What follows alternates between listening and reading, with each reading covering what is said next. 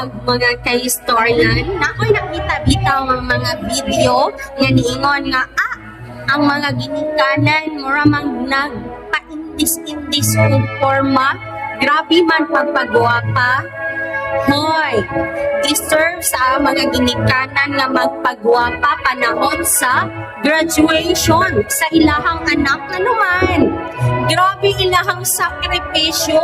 Mupulaw sila, mumataog sayo, muli o gabi, ikan sa kapoy nga trabaho. Mao nga deserve nila nga magpagwapa, magpariban, kay talagsa na ang graduation. Deserve nila, deserve.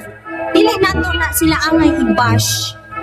Kay ug nalipay ang bata nga ni-graduate siya, mas nalipay ang inahan nga nahuman ang iyahang bata.